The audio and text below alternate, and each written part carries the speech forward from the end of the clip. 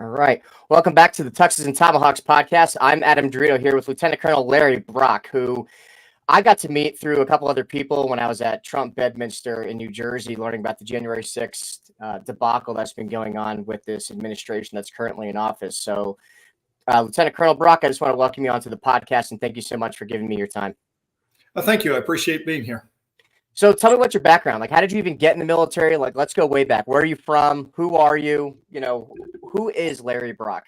All right. Well, not who the media says I am to start with. All right. So I was born in Texas. I was your standard Texas boy, played outside all the time. The 80s were or 70s and 80s, a great time to be growing up.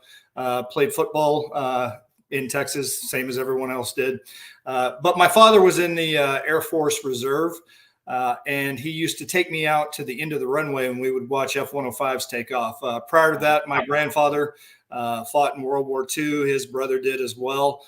My great-grandfather fought in World War I. So I am a fourth-generation American military man.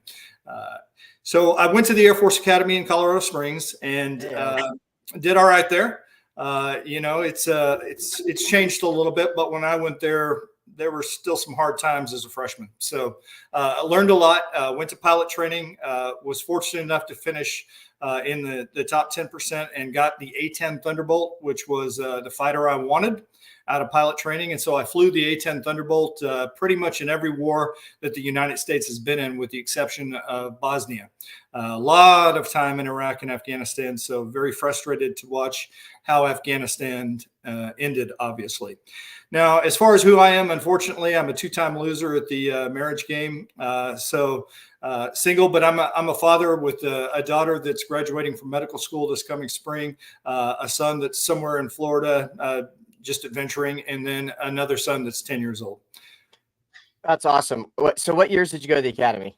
1985 through 1989. Great years to be there. We won the Commander-in-Chief's trophy 4 years while I was there. So, yeah. So I don't know if you know my background, but I'm an academy guy too. I was there from 2006 to 2010. That's how I got famous, was because I started going after the football players for sexual assault. And that's why, instead of being a lieutenant colonel now, I am a sergeant in the Army. So totally, that will definitely happen. So yeah. How cool is it seeing F-105s in person, though? You talked about that when you were a kid, and man, the Thunder Chief is like the coolest freaking plane it's loud, it can't move, it was meant to drop nukes. That thing's loud as shit.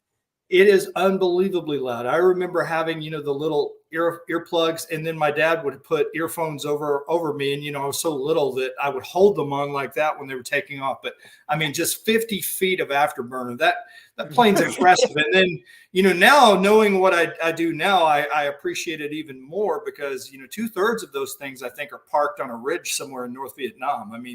That plane was a war horse over there. And it's kind of crazy. I got to fly with a guy named Colonel Frank Peck when I was a brand new lieutenant. And so I spent a lot of time at the bar with him, listening to his war stories about Vietnam. And he flew both the F-105 and the F-4 as a wild weasel over there. So, he was a tremendous teacher, and I learned a lot from him. Man, it's like the golden age of fighter pilots was back then, man. You had that transition from World War II gunfighting to, first air-to-air missile kills and, Robin Olds and all those guys. Those guys, Lance Saijon. Those are the guys that are the legends at the academy, right? So just because I have to ask, because I'm the academy guy and that's what I normally do. But what was your experience like at USAFA? What was your time like there? Going through selection before you got to be able to go to pilot training. But what was it like back in the golden years before it became a complete shit show of wokeness and debauchery? Well, I'll be honest with you. My freshman year was hard. We had in my first semester, I did great academically. And so the way they did it in my squadron, I was in 34, was they took the top academic students and put them with the bottom guys, trying to help put you out. But my bottom guy, he was a soup sandwich. So I spent all my time as a freshman out in the hallway getting yelled at. Added to that, again, the academy's never hazed anybody, but were it to have happened, it might have never. My spring semester. And so I got pneumonia. So that was a bad time. Then, went through survival training, had a great group of upperclassmen together. 3 lifelong friends came out of that, including my best friend. So we still talk pretty much every day. And then we had an Army Ranger AOC that was just a nightmare. I don't know how else to describe that when I was a senior. So you know how the academy is. You hate it, and it's a great place to be from, if that makes sense. Oh no, it completely makes sense. You know, I made lifelong friends there. Like I said, I'm very proud of my degree. I worked my tail off while I was there. You know, I don't like a lot of things that they've done and become now. I'll give you an example. They sent me a request for money literally a month after they sent me a letter saying they were going to kick me out of the AOG for my participation in January 6th. So I was like, I probably know my sharpest. Oh man, are you saying Lieutenant General Gould, the CEO of the AOG now, is now threatening to remove you like he did to me? So you tell me what that's like, Larry. Yeah, no, it's, I mean, I stood up for the Constitution in my mind. I peacefully protested, which is my God-given right as an American. And so, you know, I don't have very kind words. I'm not going to use any profanity, but I would if I could to describe that situation.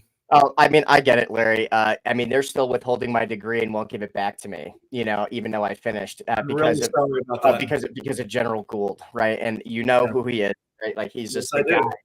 He's an unfortunate human. But that's right. I mean, Larry, the problem is getting ethical officers to serve in our military. And the problem is, and we're going to get into this, but especially after the whole COVID situation where we lost so many good leaders, is that the people that are leading the military now, to include General Brown, who is now the chief of staff, right? We have now the best of the worst leading our military, and it is an absolute disaster. I mean, from the withdrawal of Afghanistan to all the things I saw with DEI training issues, General Clark having to testify in front of Congress. I mean, it's an absolute embarrassment to the institution that we come from, that has had so many great men and women sacrifice their lives for this country and what it stands for on our honor wall.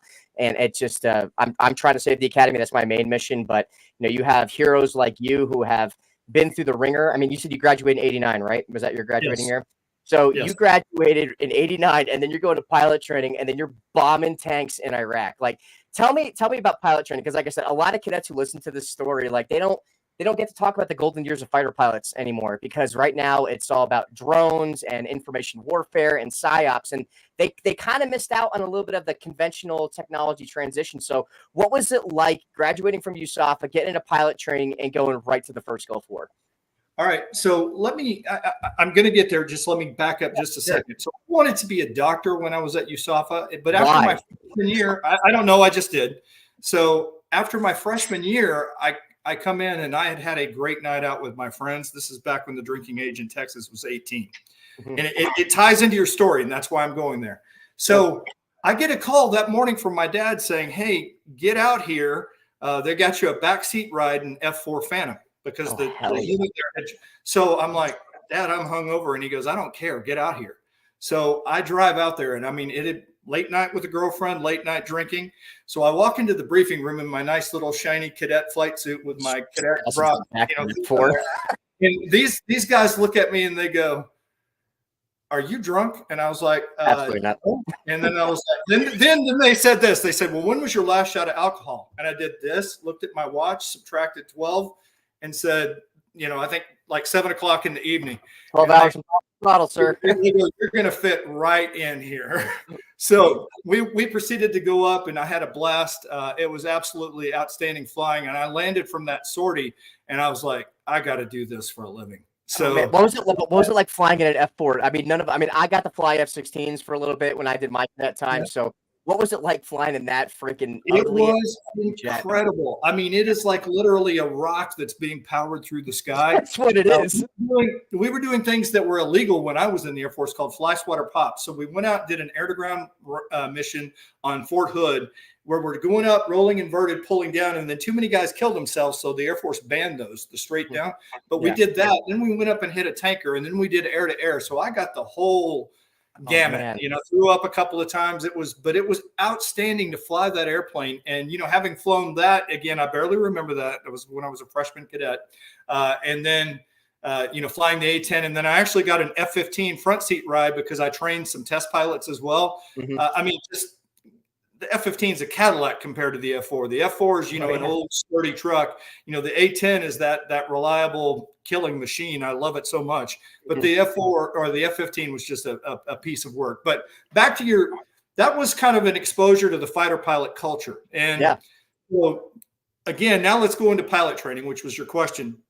Academy classes, we kind of rebel against the military once we're actually out in the military and pilot training, at least that initial year. Definitely. So be hard, and your flight suits may be a little unzipped more than it should be, that type of thing. Well, we went out and we did. We had a party that night, and then I went to Del Rio by the sea and Lake Amistad. So we were boating on Lake Amistad, and they had a rule that whoever was water skiing had to water ski naked.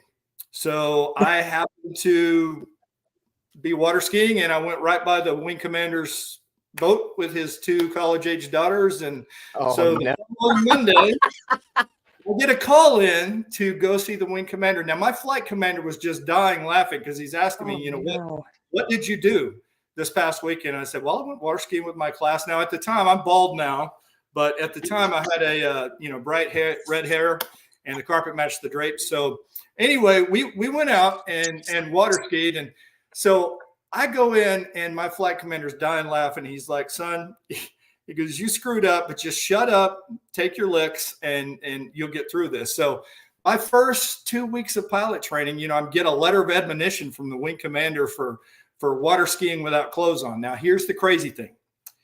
Because that story circulated around the base, all the fighter pilots wanted to fly with me. So they taught me how to fly those airplanes the way, both the T-37 and the T-38, the way fighter pilots would. So I think I got a little bit better quality training, and it made me to where I wanted to be a fighter pilot more than anything else. A guy named Chuck Coughlin took me under his wing in T-38s because of that story, because I was a little bit rebellious. And I'll be honest with you, I always was a little bit, my entire career. My call sign was Torch because I would pretty much flame on. I got multiple wing commander chat room times. One time all right. So a female was briefing us on Islamic sensitivity, and I talked to her about female circumcision, and she didn't, being an Islamic trait, she didn't appreciate that line of questioning, as you might imagine. And then another time this was during the whole Clinton scandal with Monica Lewinsky, and we were being berated by the social actions officers. You know how worthless those classes are. I mean, I was down in New Orleans. Yeah. The unit was 50% African-American. I would have been a fool not to treat anybody other than Air Force Blue. That's the one color of man I recognized. Correct. So same as everyone else down there. And so, but we're having to listen to this harangue. And so I raised my hand and say, listen, I don't want to hear about sexual harassment when the commander-in-chief has sexually harassed, by definition, his intern, Monica Lewinsky. Damn. To the wing So another trip to the wing commander's office was asking the chief of staff of the Air Force, hey, why do you give an advantage to major if you're black or if you're female? Why do they get 2 points above a white guy that's a fighter pilot that's done everything the Air Force asked him?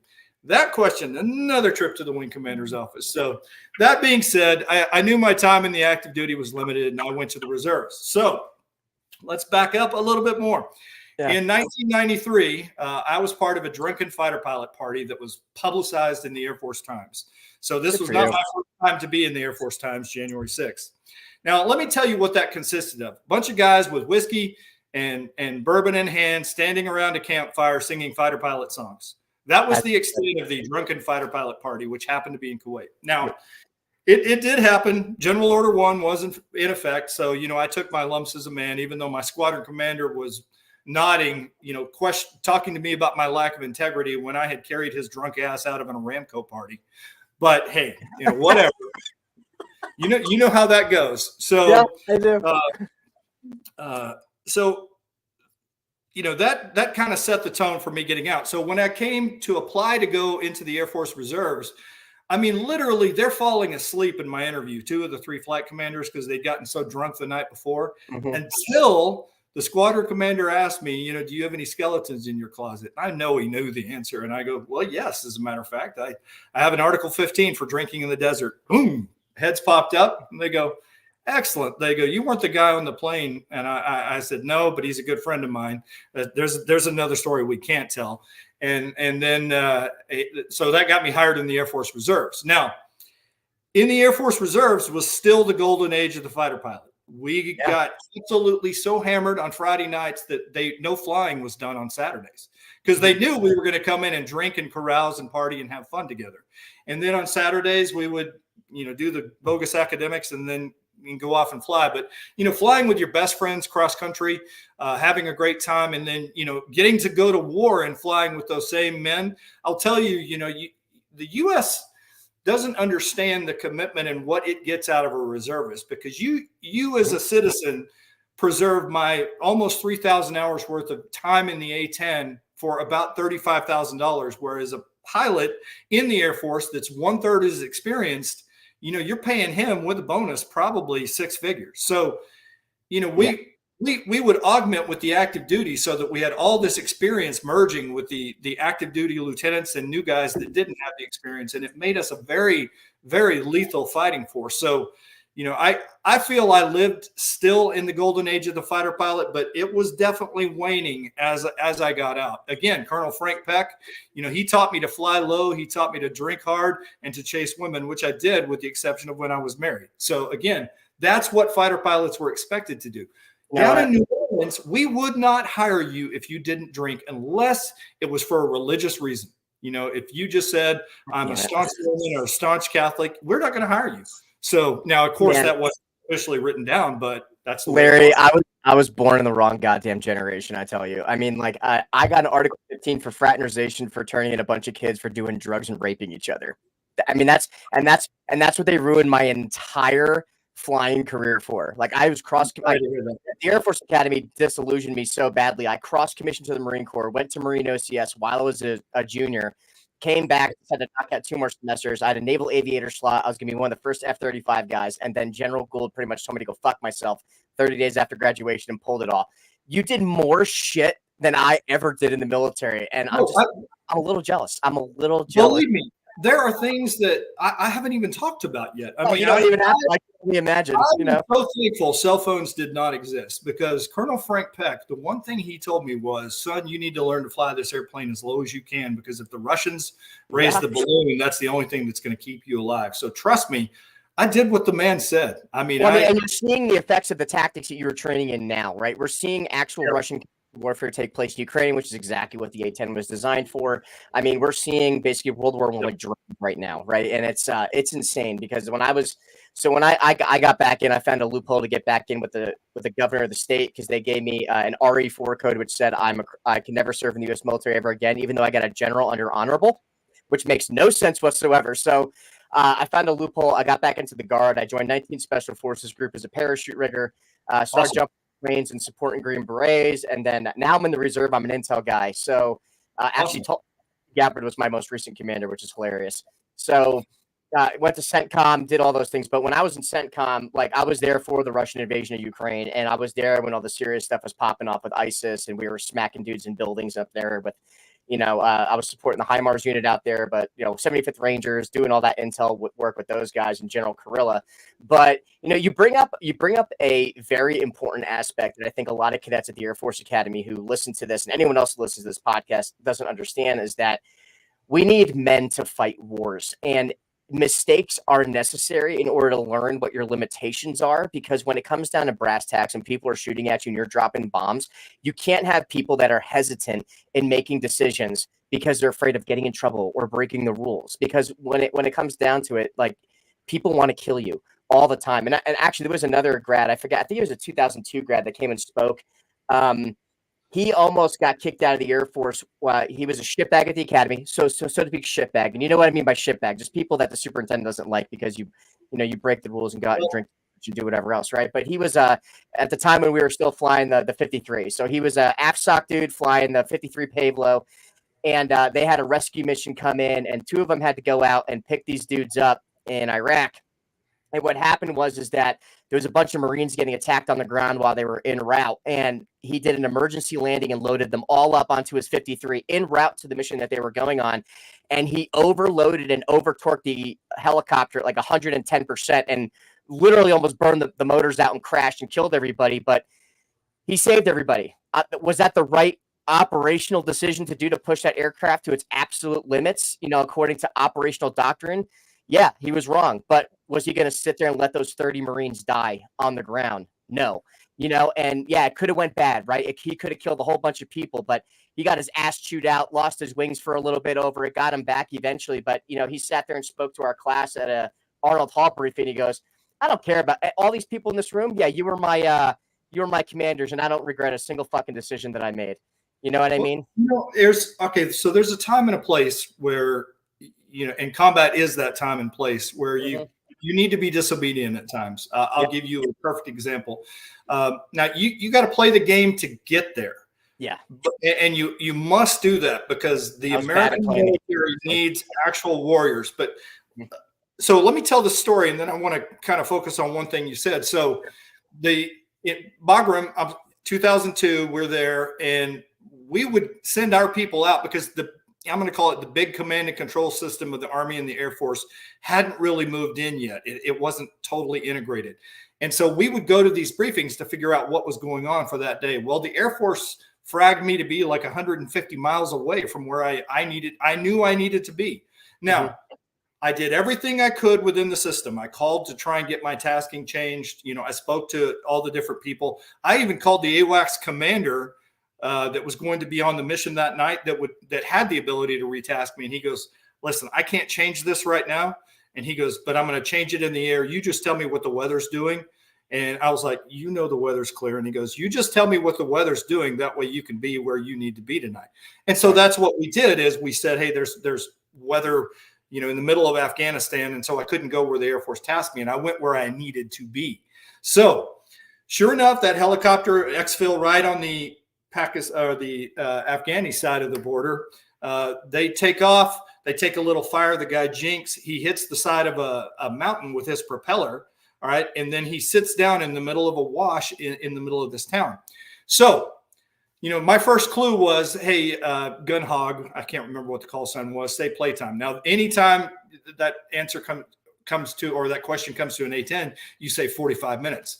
So I immediately snapped to where I knew that exfil was, turned the jet. That's what I mean in case somebody doesn't know that. Yep. All right. And so I start heading that direction. Now, we had targeting pods at that time. I slew it out there. I can see the helicopter. So the Air Force the next day got to say we had A-10s on station 7 minutes later because I disobeyed what their intent was to actually be tactically effective. Now that happens a lot. You're going to find yourself in that situation. So let's get back to what you said. Remember I told you that we wouldn't hire anybody unless they drank? All right. In my A-10 class, all right, and it was mostly academy grads. We might have had one or two that weren't, but there were 10 guys. Out of the 7 academy grads, 6 of us were centurions, including me. You know what that is, right? Obviously. They gave me 225 demerits right before I graduated. So yeah.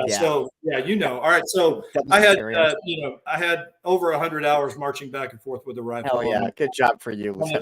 So, but again, that's just the way it is. But you pay the price to get into combat. Now you always want to follow the rules that are designed to keep people alive, i.e., a 9-line, those type of things. Yep. But sometimes, again, the Air Force preaches centralized command, decentralized control, but we all know it wants centralized command, centralized control. So again, those may be old dinosaur terms. I get that in terms of how we fight, but the guy on the scene always has the command, and you got to trust him to do the right thing. And I want guys that are a little bit cowboy. I don't want guys that are going to, I can't do that. Yeah, I'm going to be second guessed. Yeah, we used to call them NARPs back then too, non-athletic regular people. That's what we used to call those people at USAFA, and they hated us because I'm a rugby guy. We called them NARPs. All right, so I know that there's a lot of people that again, you just have to play the game. If you were to go back and dig through yearbooks, I'm a big fan of the warrior mentality out of USAFA. When I was there, James Webb wrote a great book called Fields of Fire, another one called A Sense of Honor. He wrote another article for a newspaper or I believe a magazine called Women Can't Fight. Now, he might have been a little bit off on that in some regards, in some he's not. But James Webb to me was one of the guys that I kind of idealized. Yeah. And like you said, Robin Olds, Lance P. Saigon. I mean, there are a million great leaders, not just Academy grads, but Air Force leaders that we need to look up to. I mean, we talk about, the Warriors all the time. Well, the Warriors sometimes break rules. Robin Olds broke the rules to achieve what the Fullback did in Operation Bolo.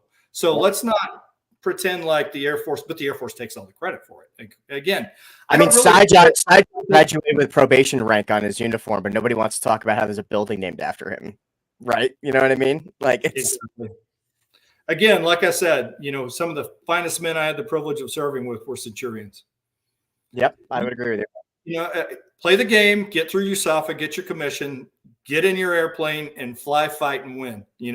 I think it's MacArthur. What your mission remains? Is this even still in contrails? Your mission remains fixed, determined, and viable. It is to fight and win our wars. Everything else in your professional career is but corollary to this vital dedication. It was in mine, I think. I'm actually thinking back to it. I do not think, because I obviously remember all that stuff in contrails. I pulled that quote out. I think have they eliminated all of General Lee's quotes? I don't know what the current contrails say, but when I was there, I still had General Lee quotes in my contrails. But I figured they probably have. The man never owned slaves, so why not be just completely hypocritical? You got to still use USAFA, Lieutenant Colonel Brock. We have places of fucking. Yeah.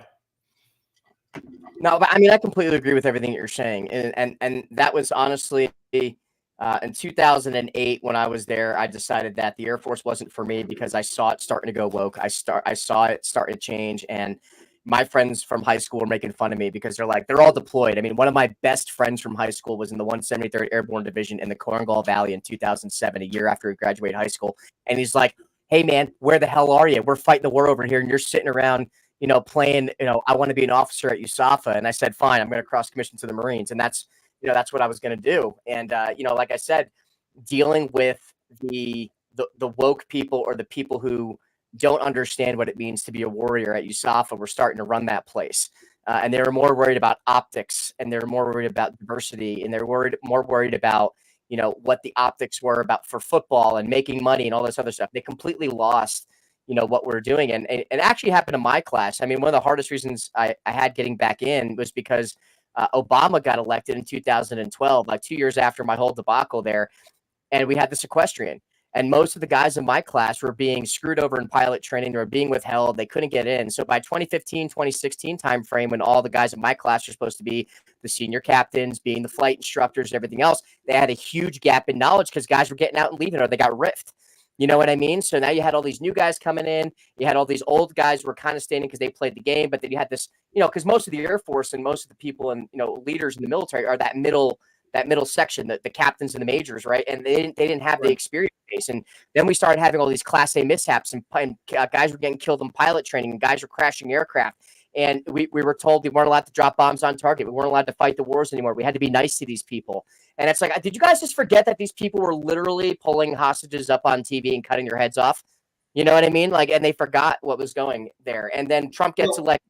James Mattis changes the playbook completely and goes in there and starts wiping these people out, which is exactly what we needed to do. And then ever since Biden has been elected, we're going back to this pussified version of warfare. And I'll tell you this one story. I can't use the names because they're classified, but let's just say we had Operation Super Badass. And basically this operation was supposed to go in and wax all these dudes and take it out because they were launching a bunch of stuff at our guys in Syria. And literally we had to ask permission from the White House to do any type of strike, whether it was airstrike, artillery, anything. What's the purpose of even having commanders? Why do we have battalion commanders? Why are we having guys run artillery? General Kurilla himself couldn't authorize a strike unless the White House told him to. And by that time, our guys were getting shot at. It was way too late because people were so worried about the optics that, guys were getting hurt. Guys were putting themselves in precarious situations, and then we, since they wouldn't authorize things that sounded mean, shit you not, Operation Super Badass sounded super evil to the White House administration. So we had to change it to like Operation Razzle Dazzle Rainbows. And we would change the name and they go, oh, that sounds better. Even though it's the same exact con-op, we just changed the name to make it sound better. But these are the people that are leading our military. And, at the time it was General Milley.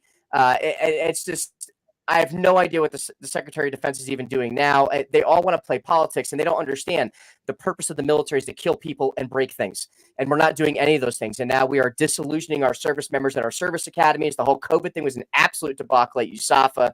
And now we're encouraging lower qualified people to take positions that they aren't qualified for. We had I think it was the Operation America First initiative through pilot training, where and I talk about this on my Instagram, but I had kids in my class of 2010, who were instructor pilots down at NJEP and everything else, telling me we are not allowed to train white pilots. They are purposely pushing through minority pilots all in the same class. Even if they fail, they'll roll them back, and then they'll keep them all together in the same class, because they want to graduate the first class of all minority students with no white pilots, even though the white pilots were meeting better academic standards. And as a result, we've had more Class A miss. And it's nothing against them. It's just, hey, I have plenty of African-American friends who are pilots because they did the work and they did the academics and they're great. But now we're forcing people to fill positions that they're not qualified for because we need optics. And then we're leaving so many people on the back burner who want to fly, who want to fight wars, who want to do these things. And they're not being allowed to. And they're being put on casual status for 2, 3, 4 years before getting into pilot training, because the government is so obsessed with trying to meet these DEI initiatives and make our military woke, and we're not worried about what's important. And Russia and China are watching this. They think it's an absolute joke, and they're taking advantage of it. And I think this is what it kind of leads into your situation with the whole January 6th thing, right? Is that because the funny thing was, I was one of the National Guard guys that got deployed to January 6th. So I was on the ground within like 48 hours of that happening, which was a complete fucking nightmare. The only threat that I saw was some guy in a rainbow Speedo and rollerblades flying down, Pennsylvania Avenue with an LGBTQ flag. And it was like negative 10 degrees outside. I'm like, what are you doing here, man? But from what I saw, it was a lie. It was an absolute lie. We get on the ground. We were told that we're going to have to shoot Americans. We're handed live ammunition. We're told that this is going to basically be the surge of Iraq, going through Ramadi basically. And we had to take our patches off and our name tags off. So they all thought we were like operators or something like that. And we get out there and it's a big nothing. It's a huge nothing burger. And then what I thought was even funny was they were having us build walls with constant tier wire. And I'm like, hey, wait a minute. I thought you guys were the anti-wall people, but here we are building walls around the Capitol building. And I myself, I was assigned to the Capitol building. So I wanted to see all this destruction. I wanted to see the mass chaos. I wanted to see all the broken stuff. So I take my platoon and we're starting to do our security patrols, and we're walking around. I'm like, so where's all the broken stuff? I saw like that one broken window, and I'm like, there's nothing here. And then when you look at it from that type of perspective, that is not what we saw in the media. We saw in the media that there was these mass riots and everything was getting destroyed and they were going to burn this place down. And I'm like, they didn't even move the velvet ropes. They're sitting right here. And I know because you were literally there the day of, right? So we're going to go into that. But so talk to me about you're in the reserve, you're kind of ending this thing, you're dealing with these administrations. Like, how the hell did you even end up in DC leading up to that point? Talk about the end of your career leading up to that. All right. So I retired in 2014. I took a job overseas in Saudi Arabia. And so all I did was recruit for the Air Force Academy and Air Force ROTC while I was in Saudi Arabia. And it was actually really cool because I got to deal with a lot of deployed servicemen in Iraq and Afghanistan that wanted to go to the academy. So helping them get in, that was honestly, it was really gratifying. I mean, let's put our reservations about the academy aside. Sure. So I got to wrap up my career in a good way. I did help a senior airman. It was really funny. His commander figured out that I was the air liaison officer, called me from the field in Afghanistan and said, I'm going to send you, I think it's like a 1793 or whatever the form is. Mm-hmm. And he goes, I know the answer is no because of the timing. He goes, read the back of it and then come back to me. So I read the back of the form, call him back and said, the answer will be yes, let me work on it. So I called the academy when the academy woke up that day. And, I'd already emailed the foreman, I'd gone through my guy who was in Germany, my commander. He said, oh yeah, definitely press this one. So long story short, I called the lieutenant that was in charge of admissions, not in charge, but who I was working with. He goes, he reads the back of it and he goes, the answer's no, but it will be yes. Give me 48 hours. Sure enough, the system actually worked there because this airman had just done some heroic stuff. So he was senior airman Dane. I hope he's Lieutenant or Captain Dane now, doing great in whatever airplane he flies. But anyway, he got into the academy, long story short, but I had to do that. So I retired in 2014. I, at the time, was, I was in the defense contractor business, and I wanted to go back to flying. So I went to work for L3 flying the King Airs. Okay. So yeah. I was in Iraq and Afghanistan, 17, 18, 19, and I was in Iraq when the missiles hit Al-Assad Air Base. So, being inside a bunker there with missiles coming, Scud missiles coming down, that was a little sporty. That was the first time I couldn't actually react. We got there a year after in 2020. That's when I was out there, 20 to 21. No. So, did they have CREM by then? Because we had no CREM, no Patriots. I was they put one or two in place over there. Can't go into too many details about that. I understand that. I'm just hoping that they actually, followed through and got some type of counter rocket defense or counter missile defense. Anyway, they just get their ass kicked the entire time we were over there. They're still getting their ass kicked. Yes, they are. All right, so. And then I started working for a private airline company as a 737 captain. So I was flying materials around for the U.S. State Department all over the world. And so, but I was pretty convinced. And again, I'm not the type of guy that just looks at Fox News, despite what they portrayed on the media, and says, "Oh, that's true." No. I read the Texas case. About the election interference and what they had done. I went back and referenced the Constitution, that document that we all swear to uphold and defend, and found out that Texas was actually right, despite the Supreme Court taking a pass on it. I was fairly certain, given the F curves and the MIT professors, talking about the election fraud. I was all the other anecdotal evidence. I read the affidavits in front of both the Pennsylvania legislature and the Michigan legislature. So I was 100% certain the American people's vote had been stolen.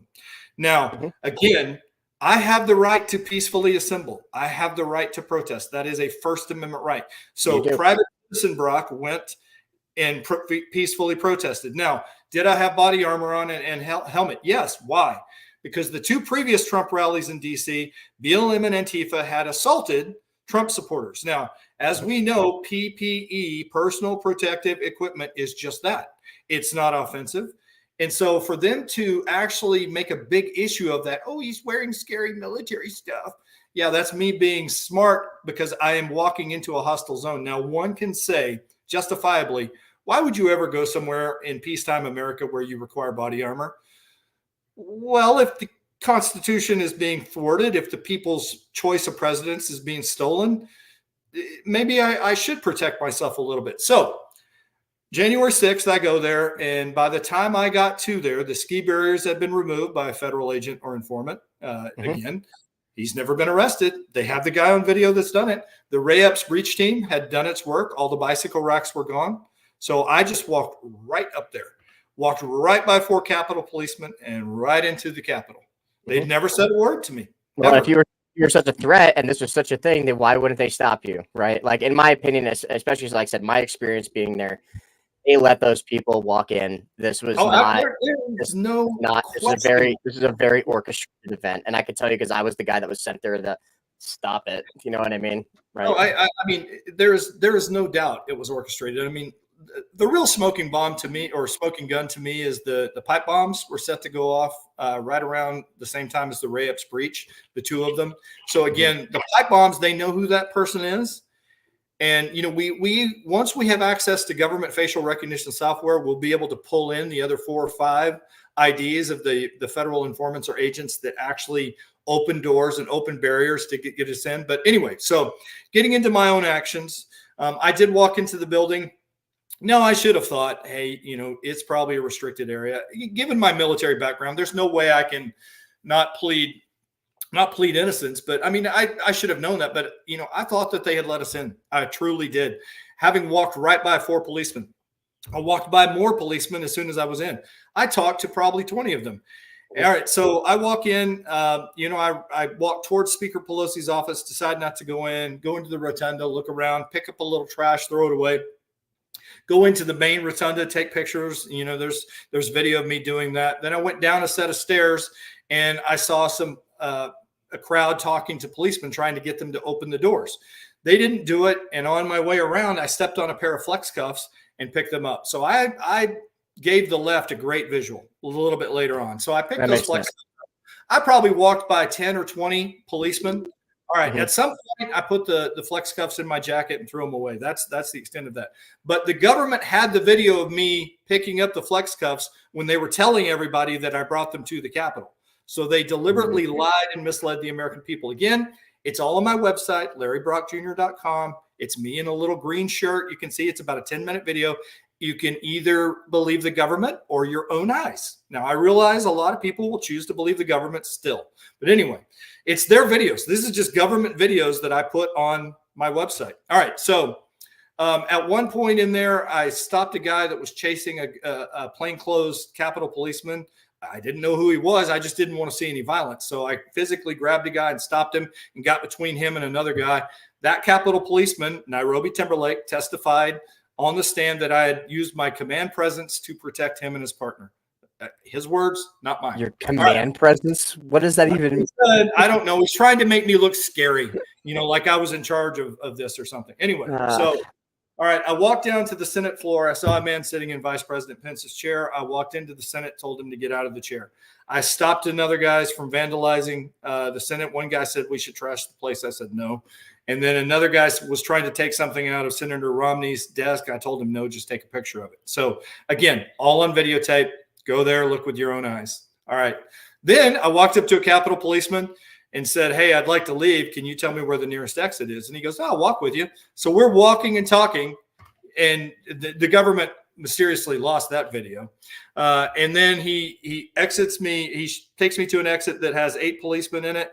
And you can see me walk right through the line of policemen behind them when they told me to go. And then I put my arms out between the policeman and a guy that had been confronting them that didn't have a shirt on and said, hey, buddy, let's not do this. Let's go. And then he listened to me and left. So again, that's the whole experience there. Now, again, I told you I probably should have known not to go in the building, but I certainly didn't do anything to merit a felony conviction for obstructing Congress. By the way, Congress stopped before I was even in the building. So I got accused of robbing a bank. The bank had been robbed before I even arrived at the bank and found guilty by a judge in a DC circuit. So, all right. Well, this is really like annoying because I interviewed Captain Chris Cooney, which is I think how he got connected to his wife, and same exact situation. He was just being a Marine, picking up trash, going in dad mode, And I understand, like, yeah, you put on a helmet, you put on a vest or whatever, it looks scary. But like you said, it's PPE, man. Like, I don't get into a helicopter and jump out of a plane or whatever else I'm doing without my helmet and my vest on. I mean, I go to the range, my helmet and my vest. You know what I mean? And I understand it's not technically a military operation. I understand people in DC, they take their freedoms for granted. They don't understand that this is like standard issue equipment or whatever else it is. I get it. I understand the optics are bad. They are bad. They're terrible. But I gave the left a great visual image to beat the right. And honestly, that's what I'm ashamed about is I gave them that visual image. And I mean, I fell right into the government trap, and I should have known better. I just should have known better. Well, it's kind of like the lesson I had to learn at the academy, right? I didn't play the game at the academy. I fought those people. I fought them openly. I made it an issue. And 30 days after graduation, they took everything away from me unjustifiably, right? And you played the game at USAFA, and then you served your country honorably, fought multiple wars. You make it all the way to the end, and then you get out, and then you realize maybe my government's not doing everything I thought they were doing. And maybe this is not what I rose my right hand to defend the Constitution of the United States against all enemies, foreign and domestic. And I think a lot of Americans recently are forgetting this. And this has been my biggest focus. I hate to say this, but the men that we fought overseas, the ISIS terrorists, the IMAGs, the Iranian-aligned militant groups, I actually believe that they're honorable men because they're fighting for what they believe in, and they're fighting for what they view as their country and their local families, just like any American would do here if the Russians or the Chinese attacked their local communities. Now, I'm still going to bomb you with an MQ-9 Reaper because that's what my government tells me to do. Do I believe that we definitely made a few mistakes over there? 100%, right? But the problem with Americans here is that the biggest enemy that I've ever seen as a service member over the last 14 years of wearing the uniform, it's not the enemy overseas. It's not the Russians. It's not the Chinese. The biggest enemy that we're fighting is domestically. It's these politicians. It's these corrupt military commanders that are constantly doing things unethically to either benefit themselves politically, monetarily, or for power. And when I'm not saying that, people entering the building was like the right call, right? Am I going to storm the superintendent's office in the middle of the night? Probably not. I wanted to numerous times. We froze his hat in some ice and put it on some balloons and floated above the chapel. That was funny. We wrapped this car in saran wrap, whatever. But Good stuff. But I get it. I get it, Larry. And like I said, as somebody who was deployed to that area 48 hours after you guys walked into that building, I understand that it's psychological operations that's being performed on the American people. They're lying to everybody. And I haven't started talking about this until recently, but as somebody who was there immediately afterwards, saying that we are going to have to go basically shoot our fellow Americans. That was wild to me. They were handing me magazines loaded with ammunition and saying, if these guys do this again, you will shoot on sight. And they deputized us. They gave us authorization to do it. And I sat there and went, I didn't even pull the trigger against an ISIS terrorist overseas. You know what I mean? And thinking about taking life is a big deal. Let's just back up there for a second. I just want to, just so I understand completely what you just said. Mm-hmm. So you were authorized to execute American citizens without trial by jury? Yes, we were authorized to shoot on sight. We were authorized. They handed us live ammunition. The rules of engagement, like deadly force. It was deadly force. Here's your. I mean, if they just crossed a line, you were authorized to shoot them. Didn't they have to have a gun or anything? If they were deemed as an imminent threat and started towards us and coming after us, we were authorized to engage. Not meaning to sidetrack your. No, this is an important point. That's why when they said that, I take my mag shut, I refuse to do it. This is exactly the problem right now with the American military. And I see it time and again, and I just saw it. I don't want to malign the person, so I'm not even gonna say who they are or even what gender they are. But time and again, people know what they're doing is wrong. They know, like I asked guards that were imprisoning J6ers, you know what you're doing is wrong. And he said, yes, but I've got a paycheck that I need to get. And I'm like, you do understand the slippery slope that you're on. You know, what if they tell you to imprison more MAGA patriots? Are you going to do that? Well, no, you're doing it right now. You know, what if they tell you to do this? I was like, you know, you're cooperating with a government that is doing something immoral and unjust, and you're cooperating. Now, again, where are your code of ethics? All right. Mm-hmm. Again, you know, as a military officer, I swore to uphold and defend the Constitution. The Constitution was violated. I am really sorry that those 6 Supreme Court justices did not take up the case, Texas's case in the election, but it was violated, period, dot. I have a right to peacefully protest. I don't believe that I have a right to assault or kill my fellow American over that, but I certainly had a right to do what I did that day. And the government for that, why do you think that they've gone after 1,500 people? It's not just to ruin those. They want to send a message to the Correct. 74 million Trump supporters that we are in charge and we can hurt you. And it's allowed to happen by our fellow citizens. So again, somebody asked me the other day, do you hate your country now? Absolutely not. I've loved the United States my entire life, but I do hate my government right now. No, and this is actually the scary part, right? Is like I said, you know, obviously it was escalation of force. If my life was in danger, would I respond to it? Probably. But this is what scared me the most. This is actually one of the reasons why I stay in the military. Do I need to be in the reserve anymore? No, I could get out. I don't need to be in anymore. You know, am I still fighting the Air Force Academy to be vindicated and get my stuff back? Sure. So maybe it's an optics thing. But what I see is that our senior leaders in the military are going to comply with whatever they're told without questioning authority and making decisions. That is scary. I don't trust my senior leaders, not mine specifically. I think, you know, my again, there was, and it's entirely unscientific, but just on X the other day, there was a poll that said, do you believe the U.S. military would shoot American civilians if they refused to comply with gun confiscation? And I believe it was 68% said that, yes, they believe the modern military would do that. When I was younger, I remember reading a RAND Corporation study that said, if guns were to be confiscated from the American people, would you comply? And they surveyed U.S. officers and U.S. enlisted personnel. And again, it was 2/3 or above that had said, no, I will absolutely not comply. So we see their actions, as you say, we see the woke mind virus infecting the American military to the point now where 33% have changed their minds on what they would do. So let me just state clearly, anytime you are depriving an American citizen of their constitutional rights without benefit of trial, you are the bad guy. And you, as an American military officer, NCO, or soldier are not required to follow that unlawful order. As a matter of fact, you are required to disobey it. According to Title 10. Exactly. According to Title 10, you are required to disobey any unlawful order. Yes. Which is what I get into the academy, right? Is like they keep saying I disobeyed a lawful order, and then I've gone through the UCMJ, and I'm like, no, actually, it was an unlawful order. You know, the whole rape reporting stuff, and I'm just like, you actually violated your own rule. But they're like, no, we outrank you, so fuck off. You know, but I mean, this goes back to what was going on like January 8th or 9th, whenever we got there. I have a lot of very young, impressionable soldiers that were under me when I was there.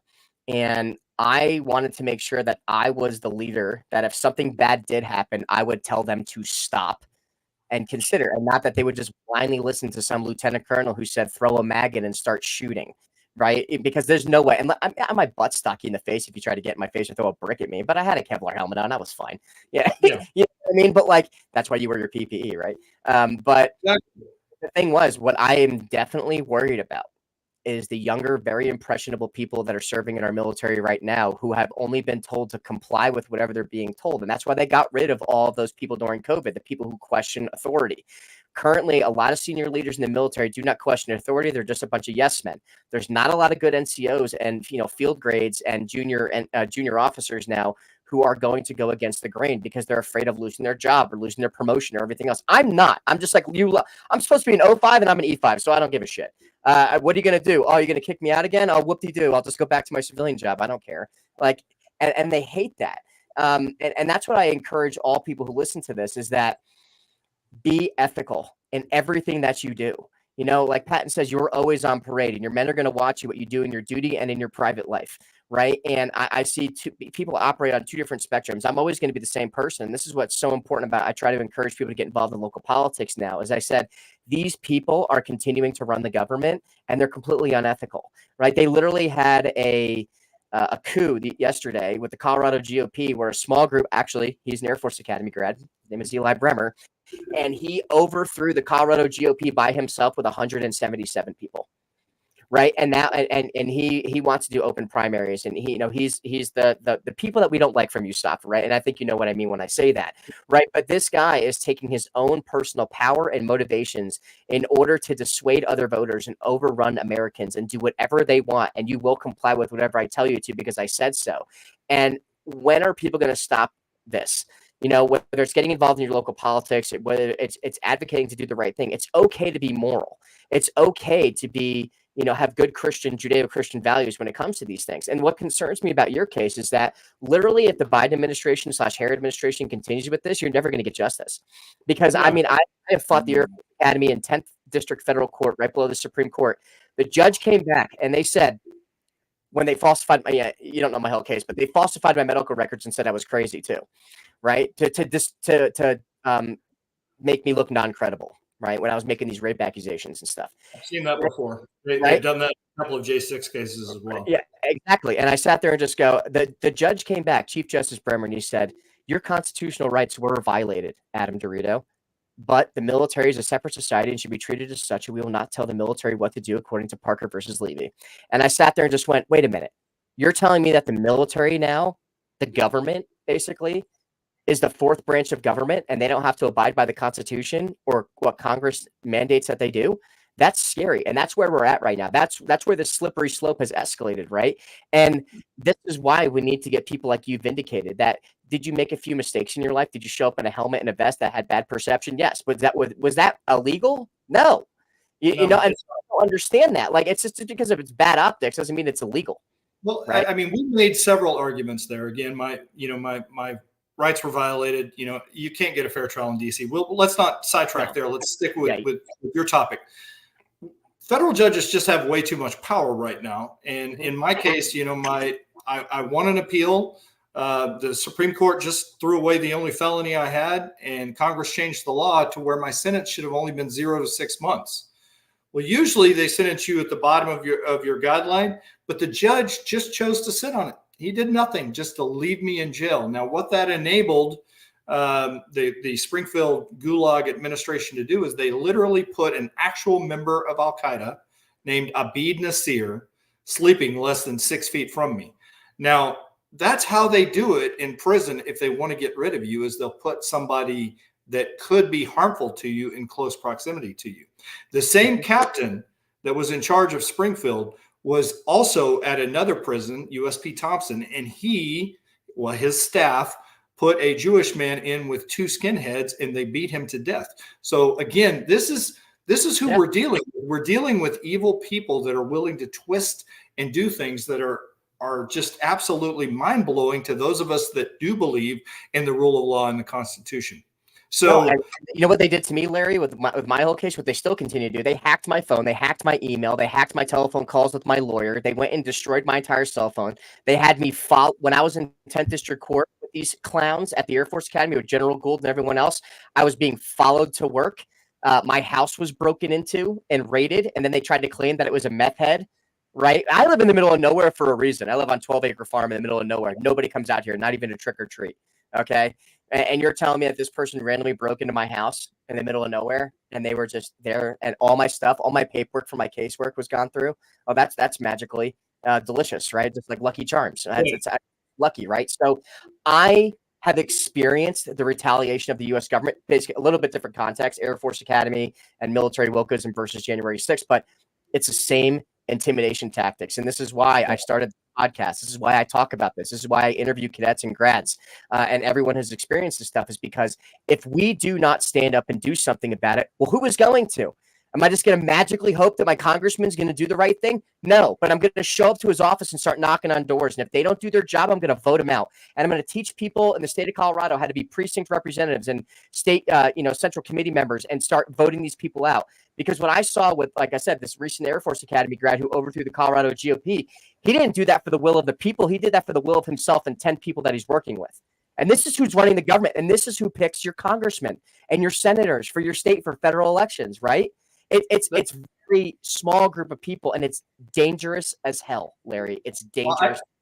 Well, I talk about that a little bit. We do the legislature needs to step back up and start zeroing out budgets. I do a daily newscast on my X feed, at Larry Brock Jr. And one of the things I talked about is using the Holman Act to start zeroing out these bad actors.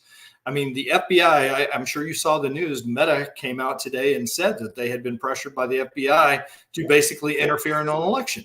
So why does Congress continue to fund the FBI?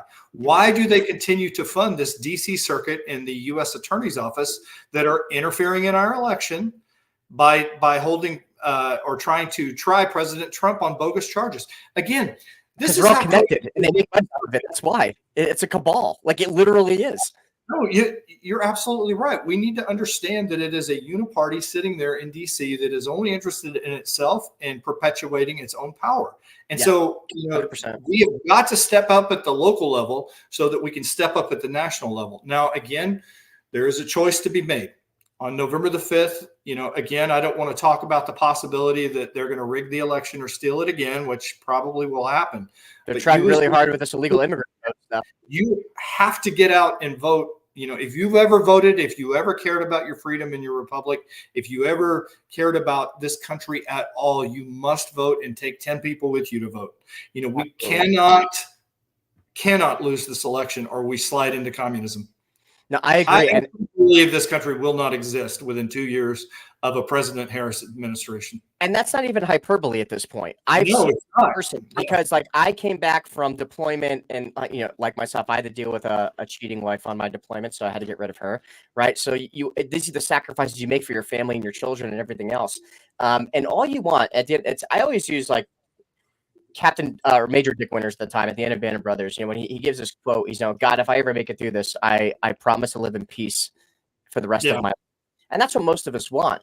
But the problem is you see these power hungry individuals who are kind of trying to control the government, and they just depend on uneducated voters and uneducated citizens, because citizens, I believe, especially after the last election going into now, they believe they have been sold this narrative that they cannot make a difference. And no matter what they do, whether they vote or not, that it doesn't matter because it's all controlled. Bullshit. Show up to your county commissioners meetings. Show up to your state assemblies. Start voicing your opinions as a good conservative man or woman and start demanding that your representatives represent your values. And if they don't, then you should run. go tailor a suit, go learn the process of how to be a precinct representative, but start getting involved in your local government. And I'm so glad you pointed that out, that you not only you go out and vote, but you grab 10 people with you to vote. Start registering. Just in the state of Colorado alone, we have over 200,000 registered hunters that don't vote. Can you imagine if those hunters voted, how many elections could be flipped and switched to represent our values for Second Amendment? Just that alone.